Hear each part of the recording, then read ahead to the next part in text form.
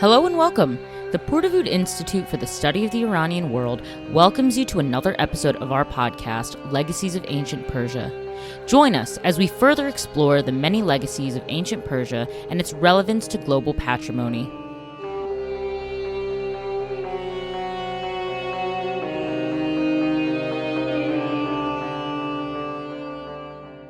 Hello, everyone, and welcome to another episode of Legacies of Ancient Persia. This week's episode is guest hosted by Charlotte Howley, a third-year PhD student in UCLA's Iranian Studies program. In this episode, Charlotte speaks with Dr. Jenny Rose, a former professor of ancient Iranian studies at Claremont Graduate University, about the historical and contemporary significance of Zoroastrianism, including its underrepresentation in popular culture and scholarship, the evolving role of women and gender dynamics within Zoroastrianism, and the reception of Zoroastrian figures like Zoroaster and Cyrus the Great in European history and culture. I want to quickly note that Charlotte's normal microphone had died, and this episode was thus recorded via wired headphones, and so I apologize in advance for her audio, which sounds a bit clipped and choppy. Otherwise, we hope you enjoy this episode, and if you like what you hear, please give our show a 5-star rating and review us on Apple or Spotify. So, hello everyone, it's me, Charlotte Howley, a third-year graduate student in Iranian Studies, and I'm once again guest hosting an episode of the Legacies of Ancient Persia podcast.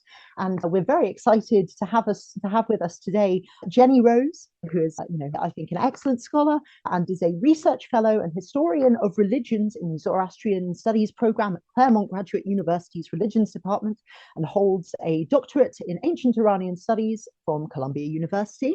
And yes, her doctoral dissertation, which was published was the image of Zoroaster, the Persian mage through European eyes. And she lectures extensively at other academic institutions, museums, Zoroastrian Association events throughout North America and Europe, and leads study tours of some of the most important archaeological, cultural, and devotional sites in Iran and Central Asia. And yes, some of her other publications include Between Boston and Bombay, Cultural and Commercial Encounters of Yankees and Parsis, 1771 to 1865, and Zoroastrian, A Guide for the Perplexed, which has been very well received. Her book, Zoroastrianism, An Introduction, is used as a course text for teaching about the religion in universities across the world. And she continues to lecture in the UK most recently and elsewhere in the world. And in September was the study leader for a trip to Central Asia. And along with Albert de Jong and Sarah Stewart, she is currently co-editing a book for Routledge titled The Zoroastrian World, which is due out later next year. And yes, her particular interests lie in the historical interaction between Iranians and those of other cultures along the Silk Roads into modern Central Asia, China, and India. So yes, I'm really, really very pleased to have you on the podcast, Professor Rose, just because, we've talked a lot in the podcast up to now about ancient Iranian history and archaeology and, various aspects of sort of reception of ancient Iranian empires. But I don't think we've really had, sort of broad-based focus on the religious aspect of pre-Islamic Iran, so the religion of Zoroastrianism. And so I'm hopeful that today we can sort of really bring this religious aspect into focus. So I guess the first question that I have for you, Professor Rose, yes, how did you get into Zoroastrian studies or, Iranian studies more broadly? And then given that we haven't really discussed Zoroastrianism in the podcast, particularly up till now, I wonder if you might be able to say sort of what Zoroastrianism, what the sort of pre-Islamic Iranian religion means to you. So yes, if you have any thoughts on that. Thank you. Thank you, Charlotte. I knew you'd begin with perhaps the most difficult question of all. I'm so sorry.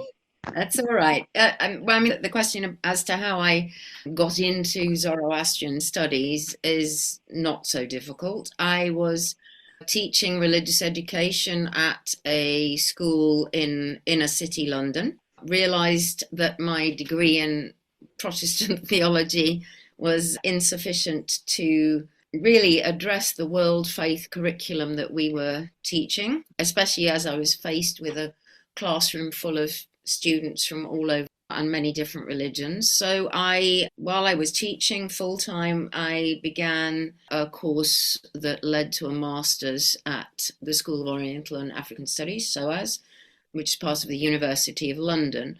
And one of the courses that was offered was, well, there was a series of courses offered by Professor Mary Boyce, who was then the kind of doyen of Zoroastrian studies.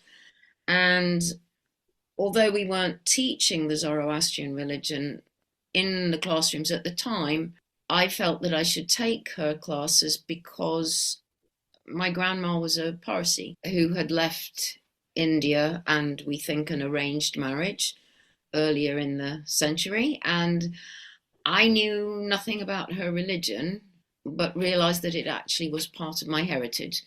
So I took that one course and then was hooked and focused on women in the Zoroastrian tradition as my master's thesis, and then went off to Columbia to do my doctoral studies, which meant a kind of full immersion in the Iranian studies field there. So your question about what the religion means to me in its ancient form is that it is, I recognize now, part of my own heritage. So to that degree, perhaps I have an element of bias when it comes to studying the religion, and I'm happy to acknowledge that. I do feel that in terms of the history, world history, that of course the ripples of the religion and those who practiced it, however we define it, have been felt in ways that we haven't yet uncovered. And to me, we were discussing earlier this notion of your interdisciplinary interests, and I think that some connections between what was happening in ancient Iran and what was happening in the rest of the known world are still to be unpacked, and I think there is fruitful research in many different areas. No, thank you very much. That's a really excellent summary.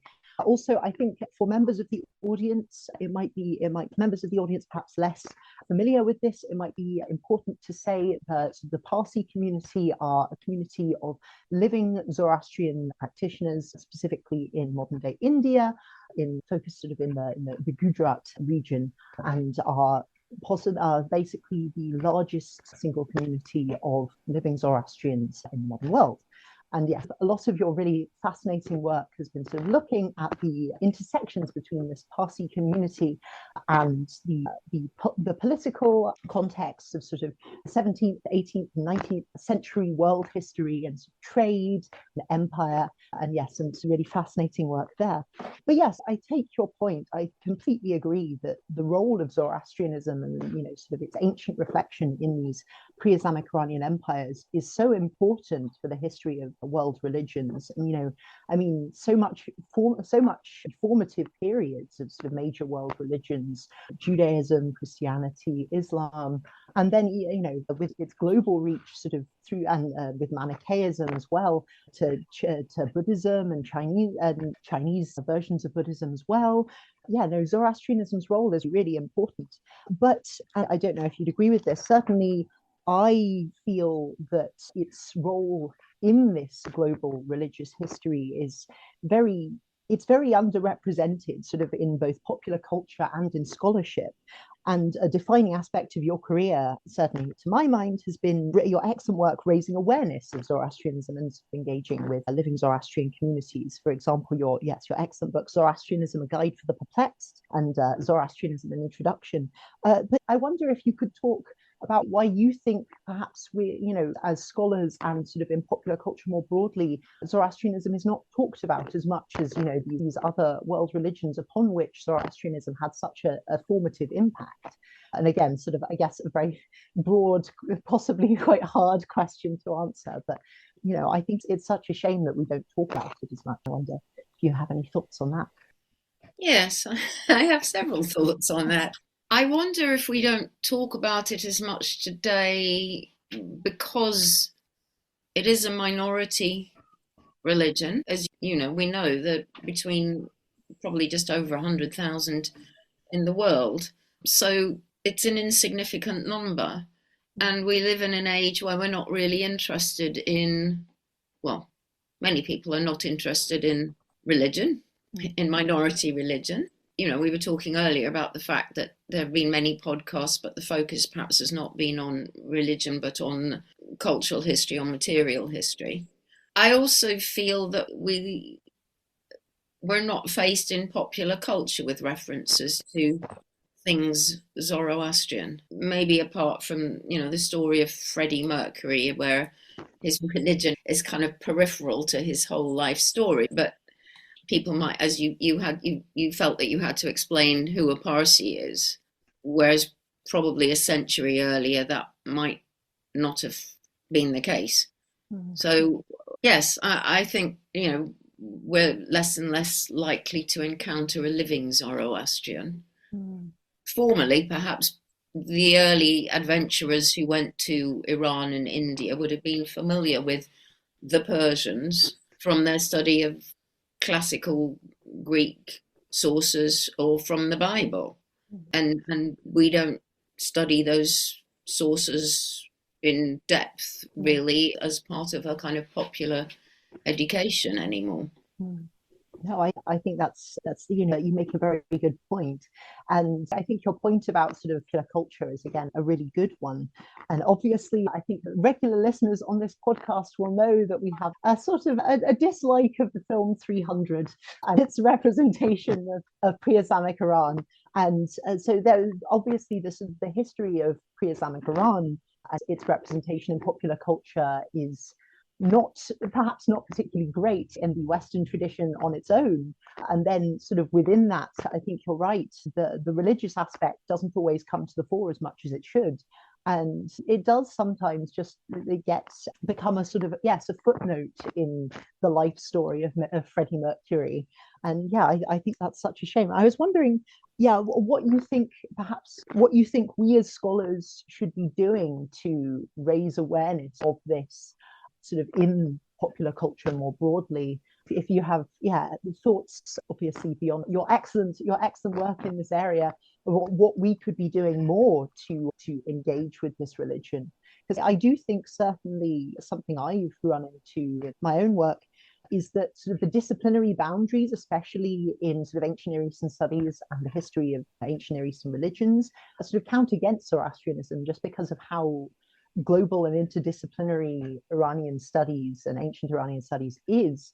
Zoroastrianism sort of touches so many different disciplinary areas like Mesopotamian studies or biblical studies or sort of classical studies, for example. And all of the practitioners in those areas obviously are very knowledgeable about their own areas of expertise. But when, a mage comes up, or Ahura Mazda is mentioned in Herodotus, for example, or, we have, yes, the god of the Persians, or Asmodeus coming up in the Bible, the specialists of those areas don't have the disciplinary training to sort of recognize this Zoroastrian background or to even, know what it is. So yeah, I don't know. What do you think? Do you have any thoughts about what we could do as scholars to build this knowledge and Zoroastrianism where perhaps hasn't been up to now? Yes, that's another difficult question. I think I would say there are two levels, really. One is academia tends to be very precious about its separate disciplines and fields. And I think we need to be able to cross over and to talk to those in other fields. And so it's broadening the conversation and allowing for that discourse to take place. I think often we come with presuppositions that perhaps we need to leave at the door and just listen and engage. I also feel that sometimes we see Zoroastrian influence where there is none, but we need to be able to talk about whether it's there or not. And on a broader perspective, I think we need to move outside of academia. If we're talking about popular culture, to talk to groups of people, including Zoroastrians, to see what they think and feel about their religion and how that, to consider how that resonates with how the religion is perceived within the ivory towers, as it were, and not to feel that as academics we have an entire hold on what constitutes the religion, that we then have to share our perspective with practitioners who may have a different perspective. I mean, we need to learn how to have the conversation on so many different levels, I feel. No, again, this has been a lot of me sort of very much agreeing with everything you're saying.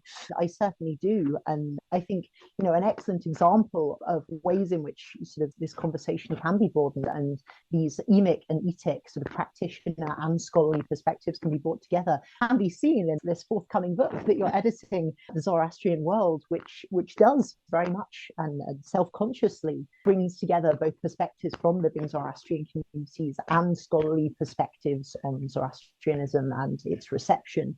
I think certainly an excellent example of that, in your own work of being able to bring in these living and lived Zoroastrian traditions into dialogue with archaeological and historical sources can be seen in your approaches to sort of lay religion to the waters, lay religious rituals to the waters, and the site of Chaligar specifically, where which is it's an archaeological site in the Iranian Western Central Plateau, where inside in the district of Vishnu, in a copper mine that has been sort of exploited since prehistoric times, we found very extensive evidence of rituals to the waters, sort of dating, in its earliest forms to the 8th century BC, continuing up to the Islamic period. And in your excellent article in praise of the good waters, continuity and purpose in Zoroastrian lay rituals, I think you do a really excellent job of contextualizing these archaeological finds in this broader tradition of the abzor, of the religious rituals for health and the perpetuation of community, to these rituals. And you do a really wonderful job, I think, both bringing, talking about these living Zoroastrian traditions, and not even just Zoroastrian ones. I mean, you bring in Armenian Christian traditions and Iranian Jewish traditions, seemingly are very much building off this. But then you bring in these historical sources talking about the design of Persepolis and the role of water in the place of the confluence of the waters. And I think most interestingly, you bring in Xerxes' famous whipping of the Hellespont, which we all know from Herodotus, and you bring it into really interesting discussion and conversation with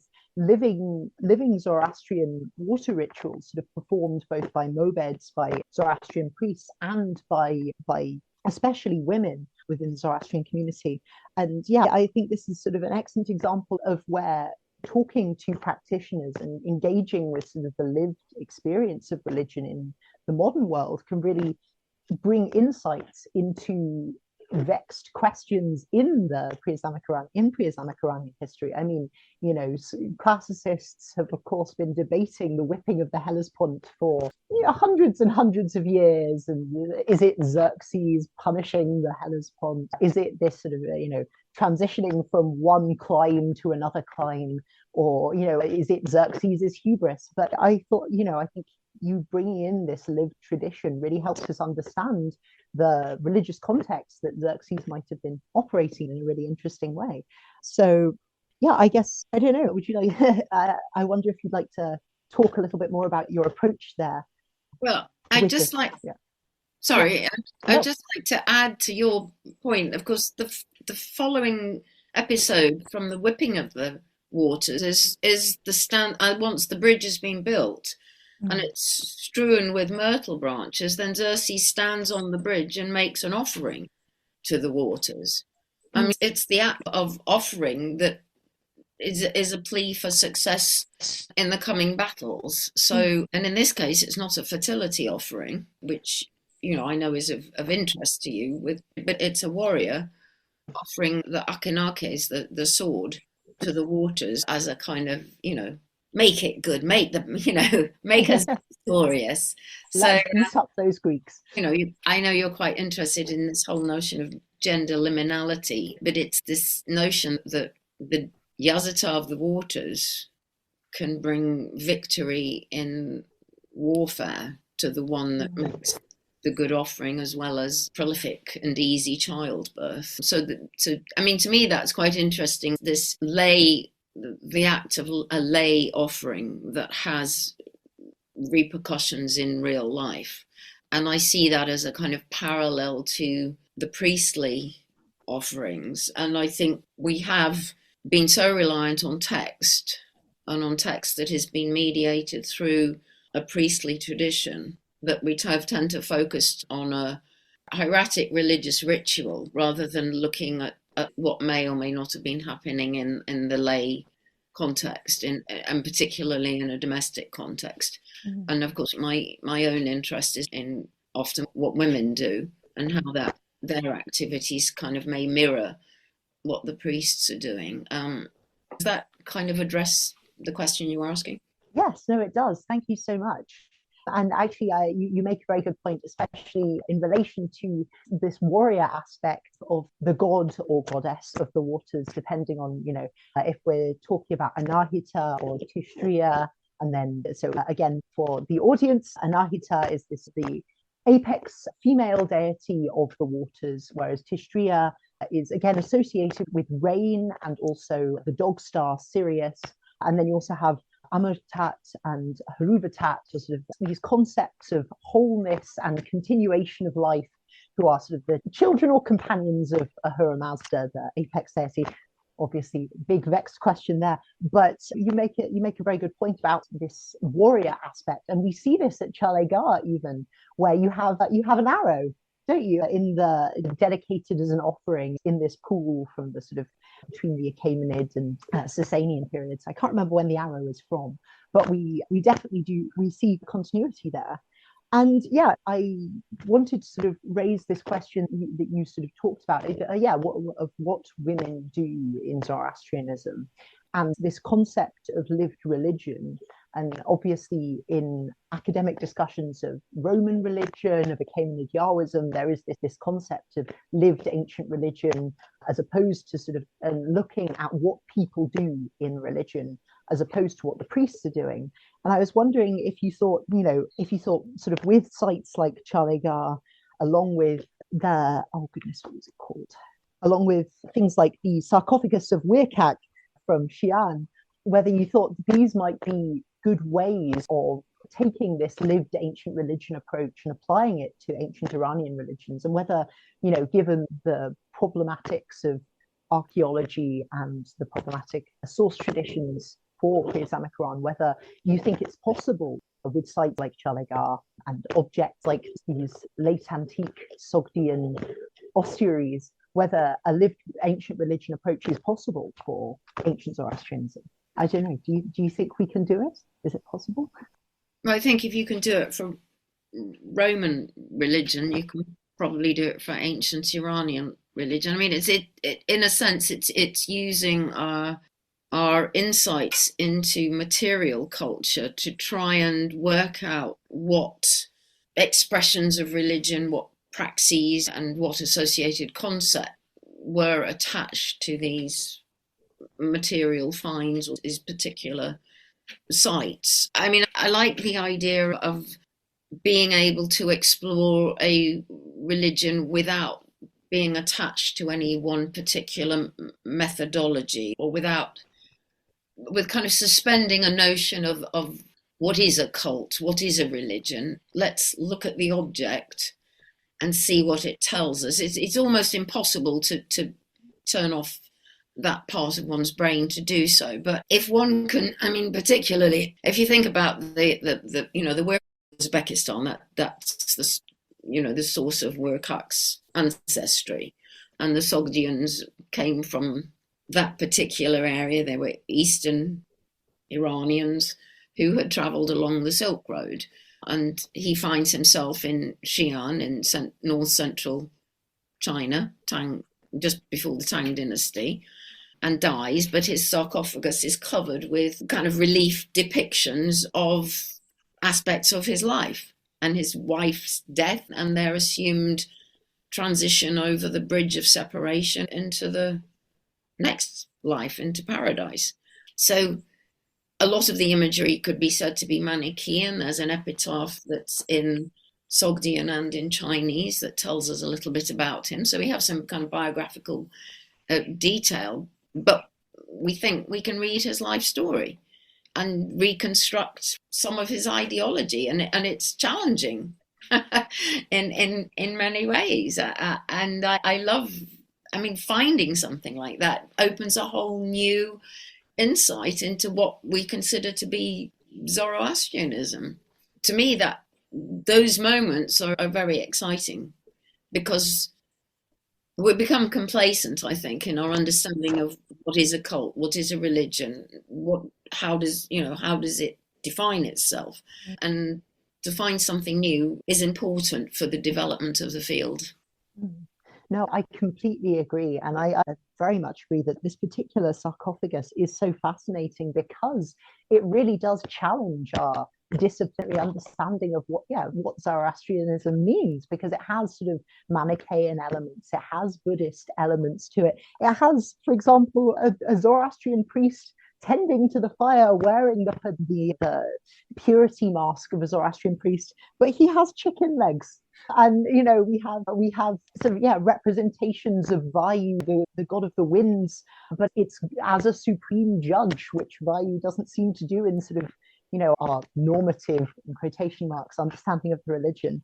And I think it's, as you say, it's just tremendously exciting because, especially sort of in the Sasanian period, the normative and priestly understanding of the religion is so sort of tied up with this imperial project and the ideology of the Sasanian state, perhaps, that we can use things like this to see actually the way people are engaging with this religion and living it is not necessarily how the priests themselves are defining it. And there are different. It allows us to, as you say, redefine what Zoroastrianism means and meant to people in the past.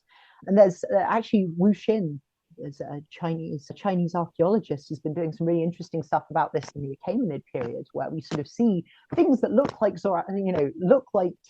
fire temples or shrines to fire, but in ways from the Achaemenid period and the Median period that very much do not conform to our understanding of how the religion, our textual understanding of how the religion operated at that time. And it's as you say, it's tremendously exciting. And I just love also when we can sort of granularly reconstruct someone's life in the past. I think that's, and some of my work back in my undergrad was on the Elephantine papyri, and the fact that you again there have the biographical detail to reconstruct someone's life sort of thousands of years ago, and in the when they got married, who they got married to, where they lived, and it's really exciting, certainly.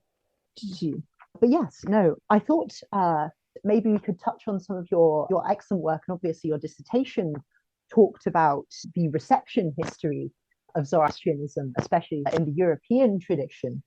And within both that book and your recent article, Es Lebe Zoroastrianism on the European operatic stage in the 18th century, you sort of talk about the way that a lot of Zoroastrianism is represented by these canonical European operas that have Zoroaster as a character in a way that seems, quite, to say more perhaps about European culture than it does about Zoroastrianism. But sort of we have ones by Handel, we have the famous magic flute by Mozart, and you mentioned actually a really wonderful episode where Mozart dresses up as this Indian sage and hands out the riddles of Zoroaster, or the fragments from the riddles of Zoroaster, at balls in Vienna in the 18th century.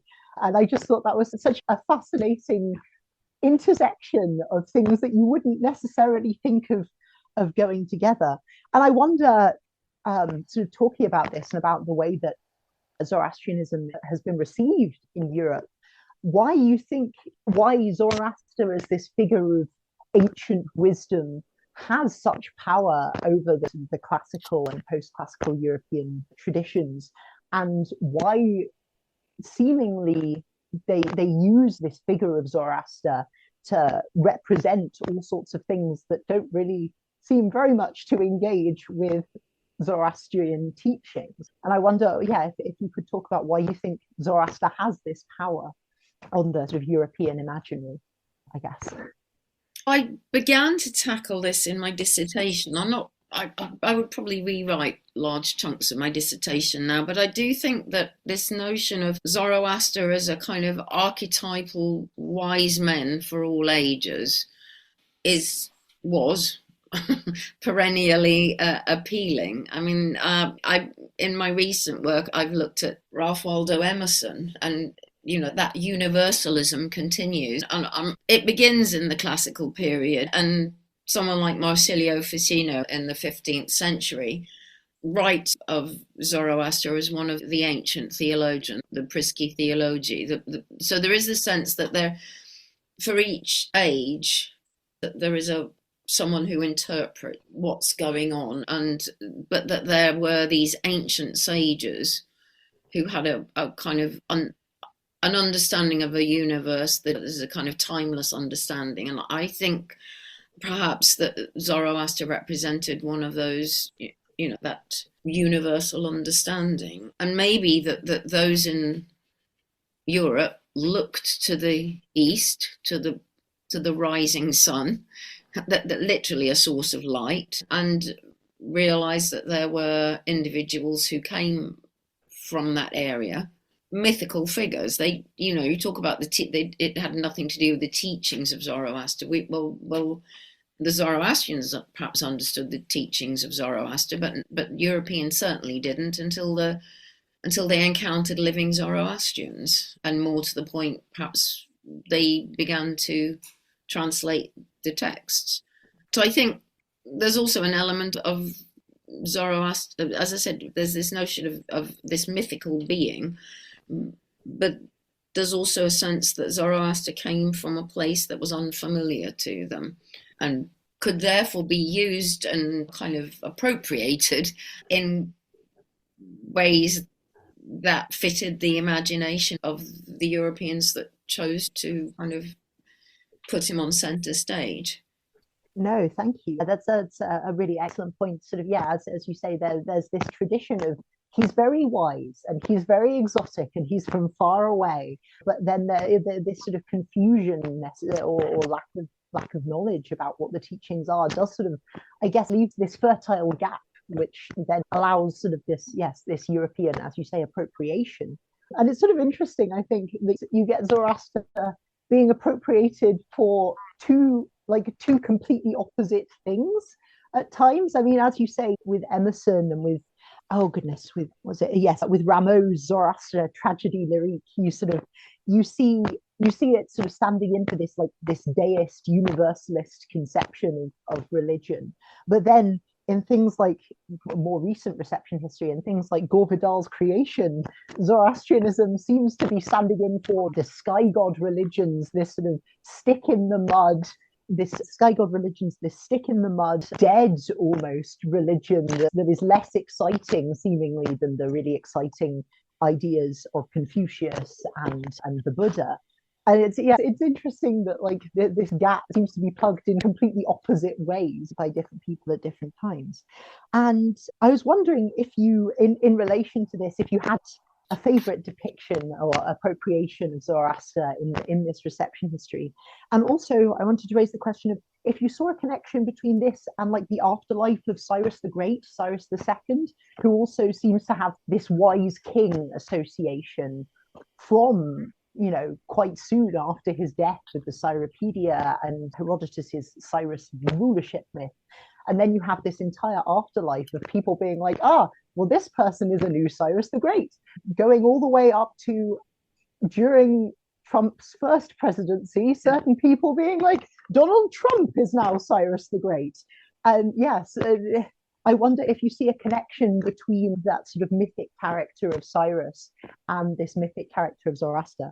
And then again, if you have a favorite representation or appropriation of Zoroaster in reception history. The difference is, of course, that Cyrus was a historical character. So, but of course, a lot of what is written about and connected to Cyrus is the stuff of legends. But he is aggrandized in Herodotus and Xenophon, as the father of the Persian people. And I think that sense of someone who leads a nation in a kind of quasi parental role is appealing to many different groups that think that is a good model for governance. And the fact that he is elevated to that position is, of course, appealing to those who would similarly like to be elevated to that position of a kind of, historically recognized greatness. In terms of, I'm guessing there is a paralleling with the elevation of Zoroaster, but this is not, it's the political versus kind of spiritual, as it were, and perhaps as a model of enlightenment, Zoroaster appeals, but doesn't have the kind of the temporal status of a great emperor, so the kind of personality appeals in different ways. I mean, the question is, do we value that wisdom today? You asked about a particular kind of promotion of Zoroaster within a European kind of reception. Of course, my first encounter with that kind of European appropriation was I went to the Lincoln Center when I was a doctoral student at Columbia to see Mozart's Magic Flute. And so Zoroaster, I think, has particular resonance for me, not least because the opera is presented for the first time in 1791, not long before Mozart dies, but so it's just after the French Revolution. It is composed within a kind of Freemasonic context. And if you think about Europe in that period at the end of the 18th century, you have Benjamin Franklin visiting as an ambassador to France just before the French Revolution as a Freemason. You have Voltaire. You have these great thinkers who are kind of universalist, really, in their education and in their construction of the role of humanity. So the magic flute kinds of comes to fruition in that period within that context. And so I think it's not so much the opera itself, but it's the context within which that kind of thinking and that kind of presentation became possible. Of course, it'd be wonderful to think that we had that kind of environment in all ages, and that, that those kind of connections would be possible. No, thank you. That's another really a very excellent point and a very good choice, I think, as well. I mean, I love the Magic Flute. It's a chaotic and beautiful masterpiece, certainly. And I really like you bringing up this point of this global, I guess, 18th century reception history thing, which you talk about so well in your article, and your book on the subject, about the intersections between early founding fathers of America and merchants from the Parsi community and their engagements together.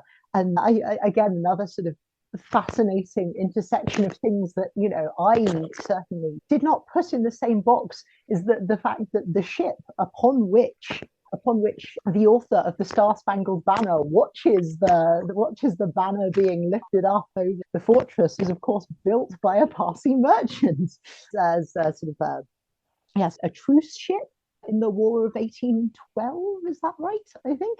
And just these intersections between things that you don't necessarily connect ancient Iran to the Star-Spangled Banner, but there are connections there that perhaps go unexpressed. And this is another reason why we need to talk more about Zoroastrianism, I think, really bring out these connections. I do, sorry to interrupt, but I do have to say that there are those who would contest the fact that it was the HMS Minden on which Francis Scott Key's was standing, and the one that was built in the shipyard in Mumbai. But certainly both early it was in the Battle of Baltimore, but certainly both Parsi law in Mumbai and also American stories going around in the 1840s and 50s and 60s accepted that it was that flag of truce ship on which what became the Star-Spangled Banner was composed.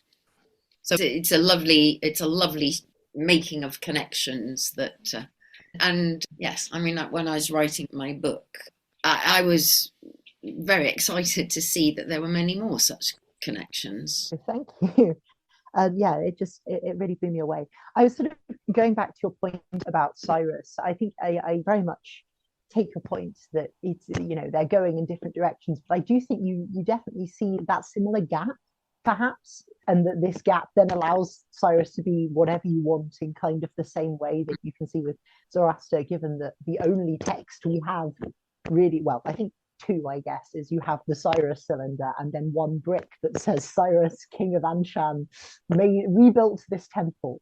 And, in that gap, all manner of reception traditions can be slotted in, I suppose. Yeah.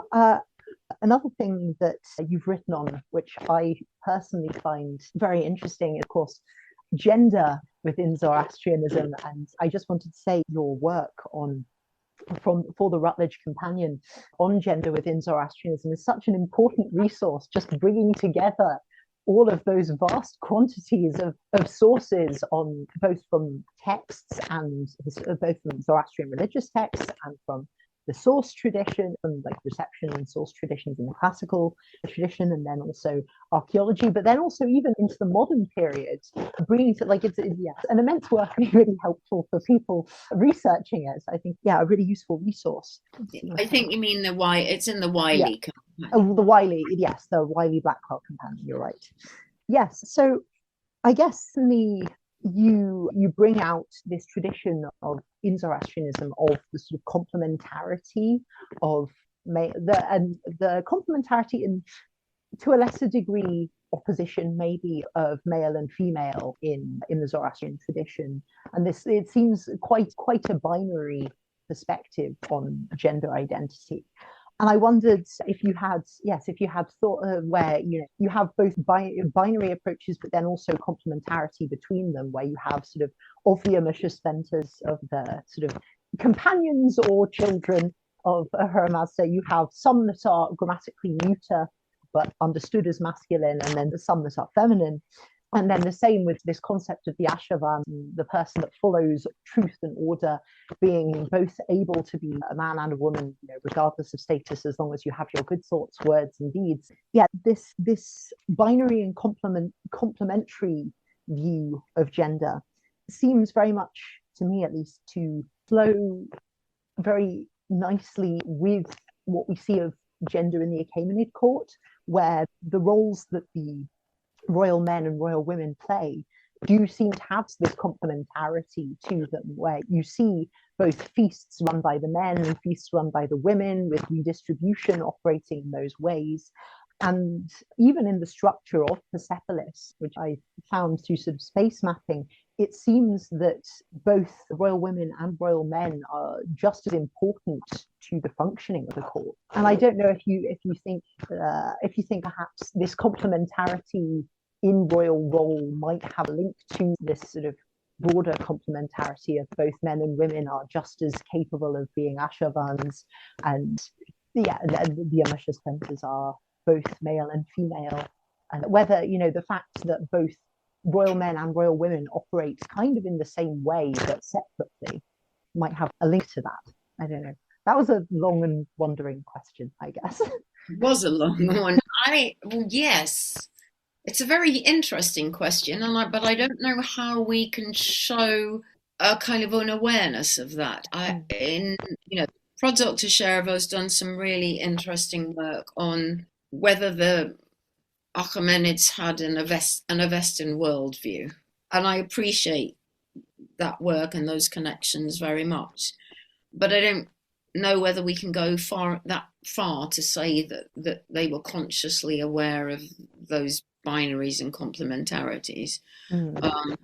It may just be an Iranian way of working, or it may just be a kind of an elite royal way of working that worked for the Achaemenids. I mean, the fact that we don't have, that the kings are kings. There are, the queens are queens because they're married to a king. So, I mean, that's a point to bear in mind, really. And the fact that we have very few representations of women in an Achaemenid context. We have the fortification tablets that tell us a little bit about roles of women and land ownership, and we have the Babylonian chronicles and external sources. But I think, not that I don't want to conjecture, but no, indeed, there's a gap. Let's fill the gaps with things. There are gaps.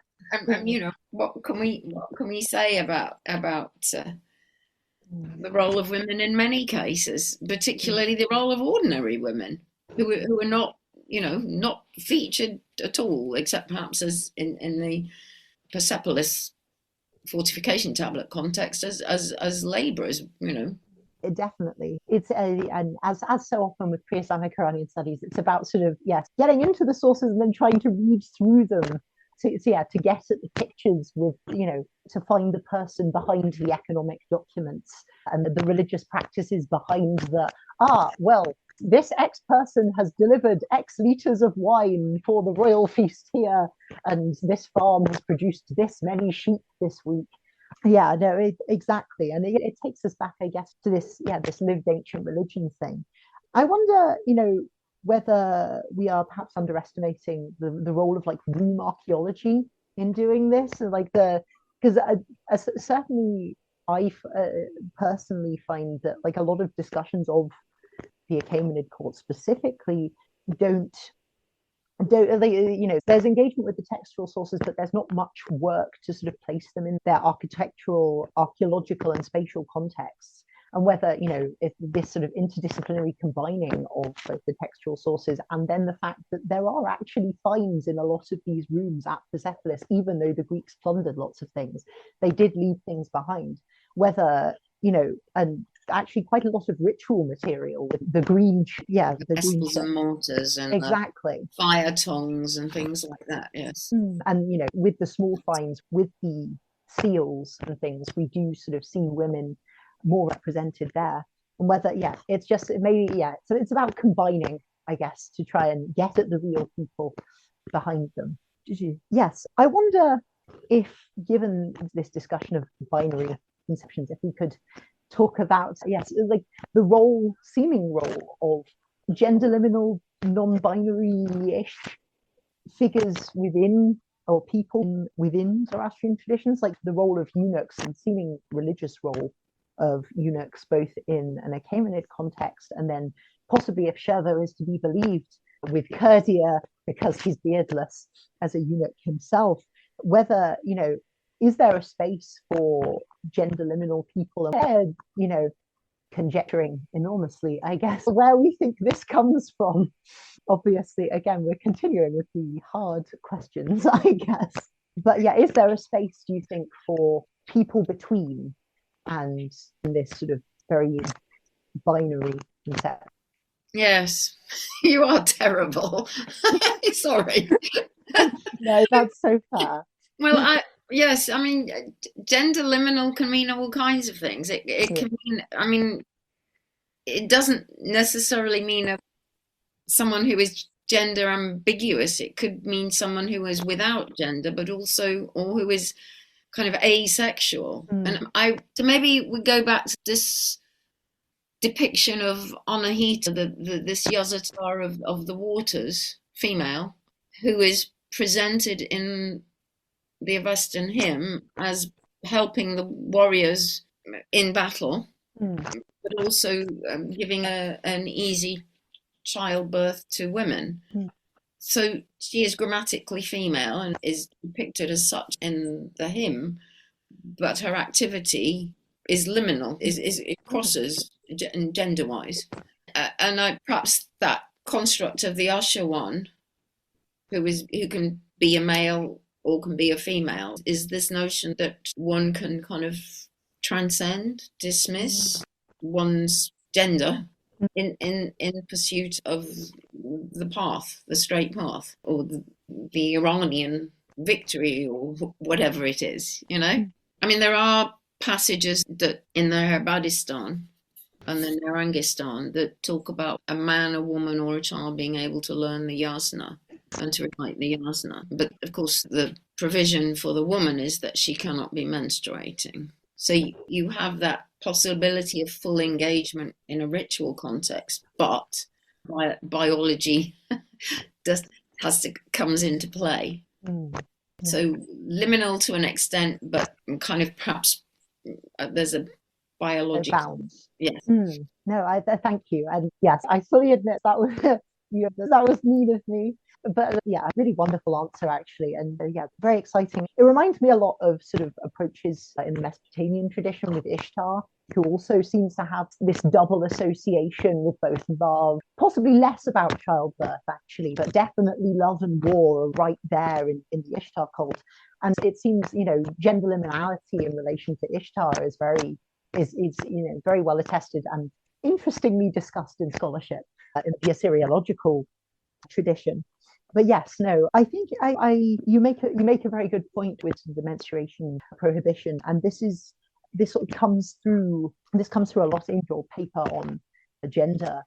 As with Zoroastrian purity rules, we have prohibitions on menstruation as associated with death to some degree, and dead matter, which is obviously an impurity. And this seems to sort of have a long tradition in the Zoroastrian tradition, both from pre-Islamic into the modern period. And yes, no, this is sort of, this, as you say, within modern Zoroastrianism has become a bit more of a debate about purity and the role of women in religion. And I guess this brings us onto like the increasing role of women within Zoroastrianism as religion, with the Mobedyars, these assistants for Zoroastrian priests, and their increasing role in both the diaspora communities and then also in Zoroastrians in Iran. Whether, is there perhaps in modern Zoroastrianism, is there a greater role of women within the religion now than there was previously? And I wonder, you talk in your gender paper about this Zoroastrian women's movement in Iran in the 50s. I wonder if you could perhaps talk a bit more about that and its role in calling for more gender equality and an increased role of women within religion. Again, a bit wandering. Another loaded question. Well, you asked about, your initial question was about whether there was a greater ritual role relating to women in the religion. I would have to say that after the initial investiture of those Mobedyars in 2011, I think it was, that there haven't been any further investitures of women as Mobedyars in Iran, as far as I know, and that there aren't that many in diaspora. So I would say there was a movement, a push, and then things have kind of reached a static perspective. So I would say that formal ritual role has not increased exponentially. But you asked about going back to the 1950s when the Zoroastrian Women's Organization was created in Tehran. It was an organization, I think it was called translated as the Zoroastrian Women's Club, but it had by the 1960s it had a very large membership, and unlike some of the male Zoroastrian organizations, it would seem to be fairly integrated in terms of not having a particular political affiliation. So it was more about organizing social and cultural events for women, who came from lots of different backgrounds, and there was an encouragement on some occasions to include Muslim women. So there was a kind of, I won't say a feminist dialogue, but there was a kind of dialogue between women of different religious backgrounds, but they didn't welcome converts. So it was a quintessentially Zoroastrian women's movement that kind of impacted the public life and operated within a public setting. Religiously, I think some of the women were proved to be better educated than the Mobeds. I think that was an issue that raised a few hackles. And I think, women, they were educated. As I said, they were part of this kind of broadening perspective that occurred for Zoroastrians during that period in Iran in general. Thank you very much. I wonder, as you say, there's sort of with the participation of Muslim women within this Zoroastrian Women's Club, whether you do sort of see a little, some evidence of broader coalition building in that, and sort of connections with the broader Iranian feminist-ish movement in the 50s, sort of represented by figures like Farrokhzad and Parveen Ehtezami. I don't know, do you see sort of connection with that broader movement in Iran of women standing up and being like, these are our rights, this is, we want to be represented by us? And do you see a connection there with the Zoroastrian women's movement in the 50s? Well, I mean, the fact that when the Tehran Anjuman expanded to have 2 new members and that involved women, that's certainly a stand-up moment. I don't know about specific connections with the broader Iranian, what you might call the feminist movement. Yeah, we've got hefty quotations. Can't see us on the podcast, but we're both kind of doing our little inverted commas here. But I mean, if you encounter Zoroastrian women many of whom were in positions of status, they were very active. I've met several women who were involved in literacy programs and education programs, and whether you can call it feminist or not, I don't know, but these were women who were engaged in public life and social activity to the amelioration of all. So I think that's all I can say, really. I don't know an awful lot, and I don't know whether any research has been done recently into the Zoroastrian involvement in a broader women's movement. And that would be quite an interesting area to look into in more detail, I think. No, I completely agree. Certainly, as far as I know, there hasn't really been that much research into specifically the Zoroastrian connections with it. But I think that would definitely be something that we should look into in greater detail. And I think, the fact that there seems to be a bit of a renaissance in scholarship on figures of people like Farrokhzad, with the recent publication of all of her poetry in new critical editions. Hopefully this will stimulate a greater focus on this really fascinating time in Iranian history. And perhaps, really, we can hopefully, get some work on the Zoroastrian participation and connections with that. I think that would be really exciting if that could happen. Yeah, I guess a bigger question, sort of more general, are there any sort of, and talking of this idea of new scholarship, are there any new approaches in Zoroastrian studies or Iranian studies more broadly that you're really excited by? What do you think? Are there things we need to do better? And is there any new approaches that you find really exciting? So I wonder if you have any thoughts on that, like new areas of research, new approaches to this study, to Zoroastrian studies. I don't know. Can you think of any things that are sort of maybe changing the field that we need to do more of, or work that we need to do?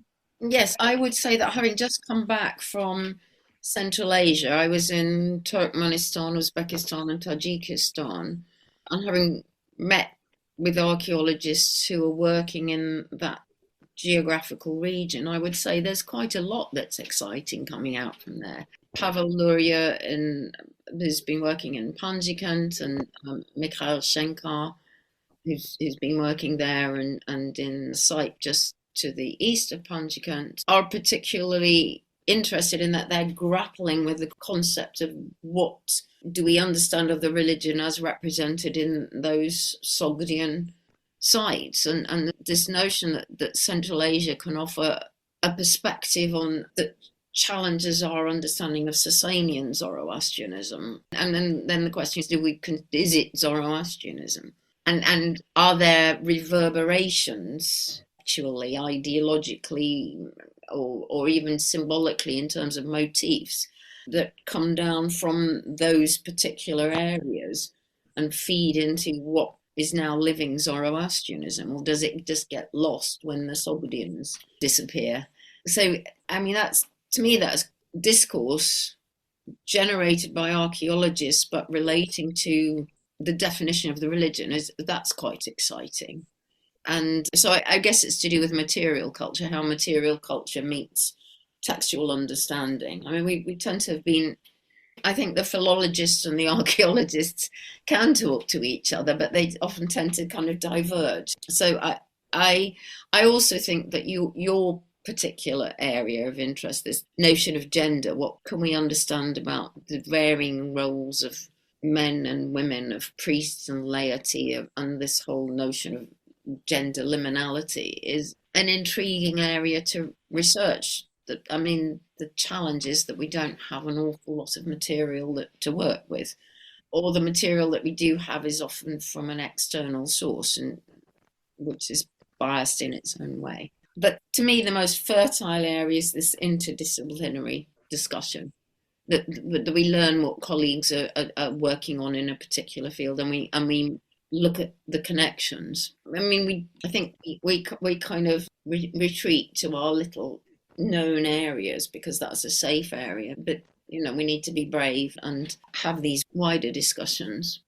No, thank you. And yeah, it does very much bring us back to these questions of both, lived religion and then interdisciplinarity, and yes, bringing together archaeology and philology. Yeah, I think this is, as you say, that really where Zoroastrian studies and Iranian studies more broadly needs to go, because there is so much archaeology, and we need to, as you say, we need to bring these things together in order to actually make new scholarship, make new work, rather than just debating the same text again and again.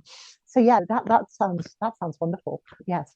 We have a tradition here on the Legacies of Ancient Persia of sort of to finish off.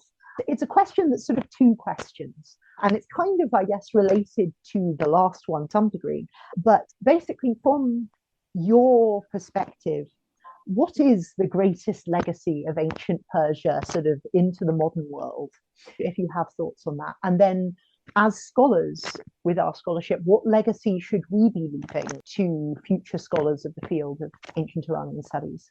So yeah, this is the big sort of wrapping up traditional question. So do you have any thoughts on those legacies? If by ancient Persia you mean, are you referring to the Achaemenids? Yeah, I think we can definitely, with the podcast thus far, we've been defining it quite broadly. It can be the Achaemenids, it can be the Parthians, the Sasanians, ancient Iran more broadly, I guess, whatever you would like it to be. There's a gap. Oh, well, yes. I would say it's recognizing the legacy is providing us with the opportunity to look more deeply at the historical significance of Iran as a kind of crucible for subsequent ideologies, infrastructures, institutions, ways of governance, all of those, art, representation, on so many different levels. Yes, I think, Greater Iran hasn't not necessarily been the focus. It gets left out, and it is a crucible. So that, to me, answers the first bit of your question.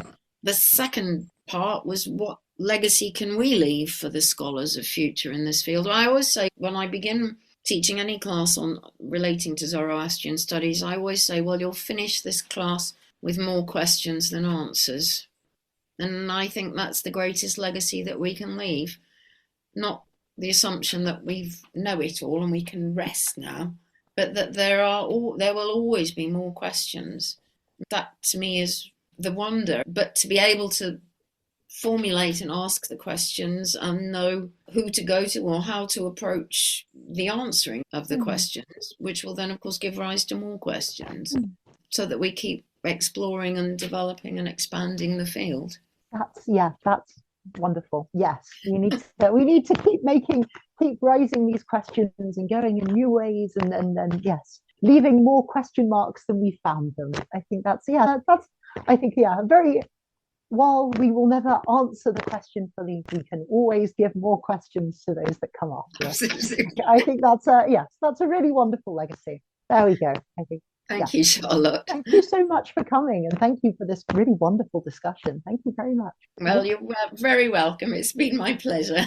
Thank you. If I can just pop in, I would like to ask if you would share where people can follow your work.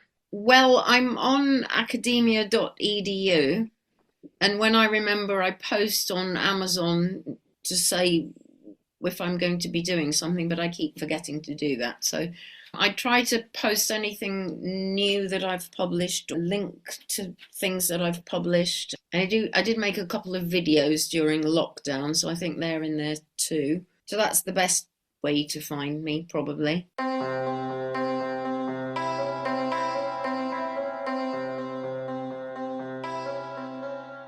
Legacies of Ancient Persia is a Portavood podcast production, hosted and edited by Lexi Henning, with select episodes co-hosted by Marissa Stevens. Cover art provided by Hadley Leesman and original music by Brent Arhart. Established in 2017 as the premier research center for the study of ancient Iran, the mission of the Portavood Institute for the Study of the Iranian World is to engage in transformative research on all aspects of Iranian antiquity, including its reception in the medieval and modern periods, by expanding on the traditional domains of old Iranian studies and promoting cross-cultural and interdisciplinary scholarship. Thanks for listening to our show. It's available to stream on Apple, Spotify, or wherever you get your podcasts. Don't forget to follow us on social media at Portavood Institute and at Portavood UCLA, or visit our website portavood.ucla.edu. If you enjoyed today's episode, please give us a 5-star rating and review us. For podcast inquiries or questions about the Portavood Institute, please email us at portavoodpodcastproduction@gmail.com. We'll see you next time as we continue our deep dive into the legacies of ancient Persia.